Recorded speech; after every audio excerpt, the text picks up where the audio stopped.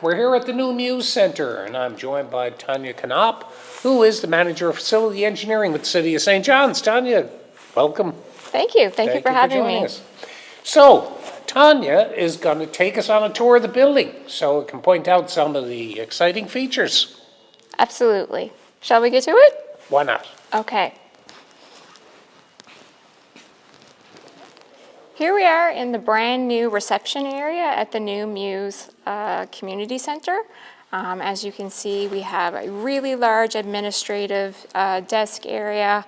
It allows both the employees on the inside of reception to be able to work either standing or sitting. We also have an accessible counter level to deal with seniors or people that are using mobility devices to get around. We also have two new features. We have a customer service office over on the far left-hand side, and we have a administrative meeting room down here on the main floor. So anyone looking to meet with any of the recreation staff within the building don't need to travel throughout the building. They can meet with staff down here on the main floor. In addition to that, we have a gender-neutral, fully accessible washroom in here in the reception area. So there's no need for anybody to go beyond the main reception and past the secure space looking for a washroom facility. And we look at it right now, you can see we're still in a construction zone, but this area will be fit up with furniture, small tables and chairs for kids, lots of seating for people while they're waiting to resume their recreation activities. So here we are now, we're past the security entrance from the main entrance, and we are on the first floor of our programmable space. Over here on our left-hand side, we have our multi-purpose rooms. We have the ability to divide that room into two separate rooms or have one large room. We also have a kitchen with a stove and a microwave, so it's all set up for people wanting to rent the room and host birthday parties and whatnot. And then if we just take another look down the hallway here, you'll see down on our right-hand side is our beautiful brand new hardwood floor gymnasium. That can be set up for volleyball, basketball, and a multitude of different sports. And if we continue our walk down this way, down at the end here, you can see all in white is the brand new squash, racquetball, and handball area. So this is a new amenity, and we have a movable partition wall that allows us to host different racket sports. And we have a nice seating area in front of it. And over here to our left is our brand new space for the Boys and Girls Club. So the Boys and Girls Club are currently in our old Mews Centre, and they will be coming with us to the new Mews Centre, and this is their dedicated programmable space. So they have a full kitchen fit up and programming space and some office and some storage space in there. If we continue down here on the right-hand side, this is our dedicated space in here for the REAL program. So this is a program that's super important to the city where we rent out equipment to children looking to engage in recreational sports and different activities. And as we make our way back towards the staircase, we have a male and female washroom down on this floor. They are both fully accessible and to code and standard, so everybody is able to access the facilities when they need them when they're here on the main floor. Tonya, I understand that this building is built to a green standard. What's entailed in that? Yeah, so when we're looking at building new city facilities, we're very focused on building buildings that are sustainable and that will take us long into the future and that are addressing climate change and adaptation and resiliency strategies for the future. So this facility is geothermally heated and cooled. We have selected materials on the exterior of the building, which are brick and composite paneling, which are great for our geographic location and climate. They'll be able to withstand the weather and the climate change as it comes in the future. On the inside, we've selected materials that are resilient as well in terms of the tiling and the carpet, low VOC content, so very little off-gassing from the materials, low VOC for the paint as well. So we put a lot of focus and attention into mechanical and electrical systems, making sure that this building is energy efficient, it's easy to maintain, and it's going to take us through to 50 years in its life cycle. Good. So if we're finished down here, maybe we can go upstairs? Yeah, let's take a look upstairs.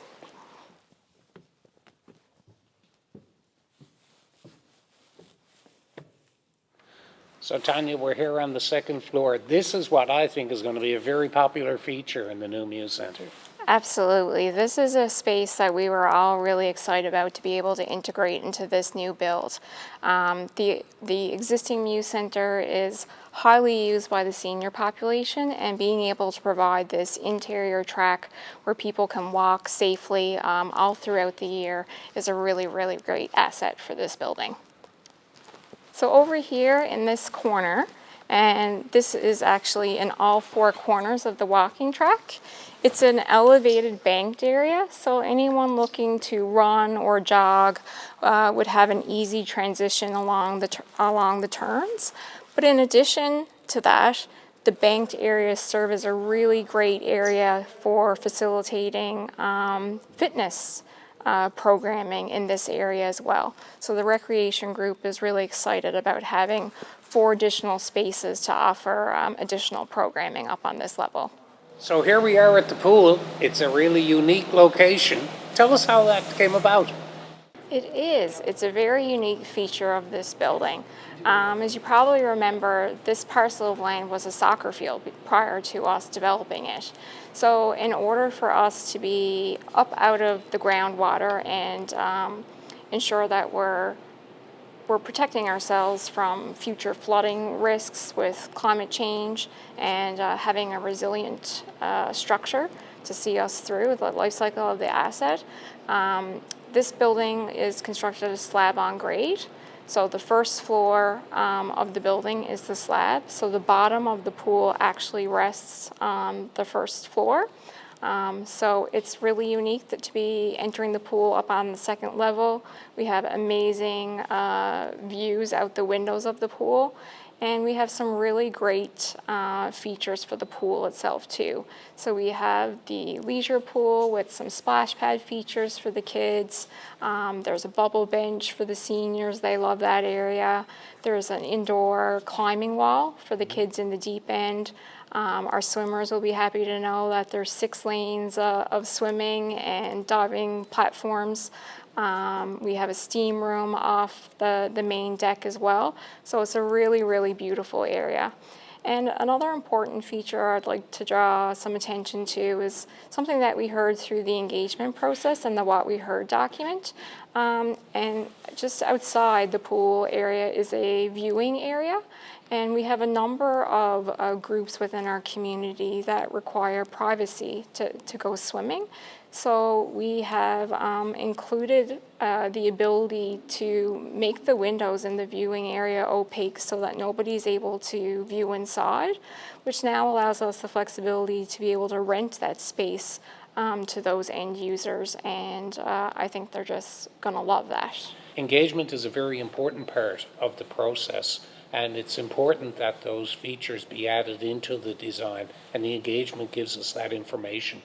Absolutely, and I think the ability to include these features in the facility just extends the accessibility, inclusiveness of this new facility, and will make the members of our community feel really welcome. So we've had a chance to look around the new Mews Centre, and very impressive building. We're joined now by Carla Squires, who's Manager of Facilities with the City of St. John's. Thanks for joining us, Carla. Welcome to be here. So now that we've had a look around, tell us what's going to be happening in the building. Well, we're very excited. We have a 3-lane indoor track that will now be allow for the outside walkers of our trail to be able to come inside during our harsh winter months. We also have this wonderful big gymnasium here where we will be offering pickleball rentals, a number of basketball, volleyball rentals, as well as a number of activities for adults and seniors. We also have a squash, racquetball, handball court, all in one with movable walls that, we're very excited to host many tournaments. That group has been very helpful in trying to bring that project together. We also have a 25-meter pool with a climbing wall that allows the children to climb up and fall into the deep end of the pool, and as well a leisure side of the pool with a little bit warmer water that has some spray features for the little children and the youth, and as well for the moms and tots who wish to come and enjoy and have water orientation for their children. So we're very excited. We have an accessible change room. All of them are accessible, but an inclusive change room as well, along with male and female change rooms as well. So we're very excited. So Carla, when people look at recreation centres and community centres, they often think of the children and the activities that are here. But there's something here for everyone of all ages. 100%. Not only inside, outside we have the Canadian Tire Jumpstart Playground that's very accessible, that can now be utilized outside as well in a very safe manner and come inside. We have a number of children and youth programs that we will also partner with the Boys and Girls Club to be offer a lot more in the near future. So when we look at this building and we look at some of the new features in this building, how does that let us offer more programs or improve programs to our residents? Well, by having an indoor track now, we're able to, do some track fitness classes, which allows people to come and use their own core balance and their core body weight to be able to do some exercises around the track as they're walking. It also gives us an opportunity right now to offer a little bit more programming and a little bit diverse program. We have the ability now to close our pool off from a window perspective to be able to include those from other diverse populations who are now able to use this part of the pool as well. So I think the team has done very well in making it inclusive and in giving everybody the opportunity to recreate in the future. So Carla, when you look at seniors, for example, what kind of additional seniors program will we be able to accommodate in this building? In this building, we'll be able to offer line dancing, we'll be able to offer some accordion classes, painting classes, bridge programs, social programs, arts and crafts.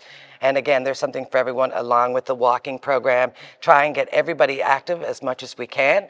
And I think if we don't have it, by all means, you can reach out to us and we can certainly do our best to see how we can incorporate it going forward. Well, thanks very much, Carla. That's great. It was great to learn what we're going to be doing in this building. And I hope everyone gets a chance to see inside this building and to see what programs may be here for you. We're here at the Mews Centre and we've moved outside, and we have with us Trisha Rose, who's the Accessibility and Inclusion Coordinator with City of St. John's. Thanks for joining us, Trisha. No problem. Thanks for having me. So we're outside the Mews Centre. Tell us about some of the features outside, starting with this beautiful playground. Well, I'd like to start by saying how the location of the facility actually contributes to the accessibility. It's really close to other recreational amenities like the ball field. We have our accessible community garden over on the other side, and of course the very popular Mundy Pond walking trails with accessible pathways leading down.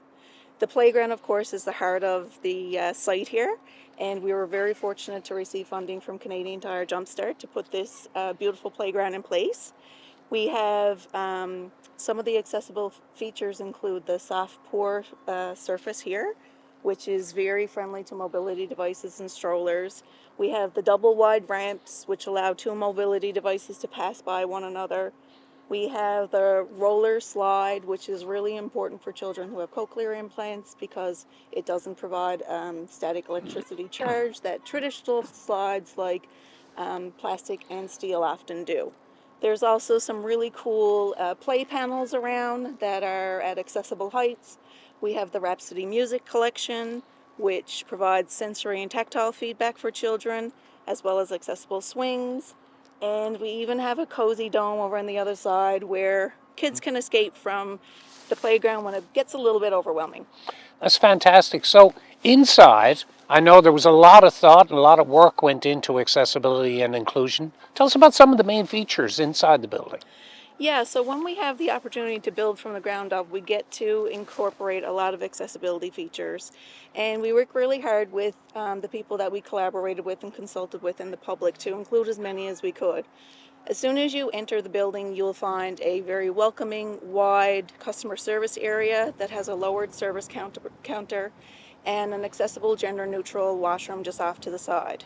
When you go into the main recreation and leisure area, you will find, again, gender-neutral washrooms. You'll find an elevator.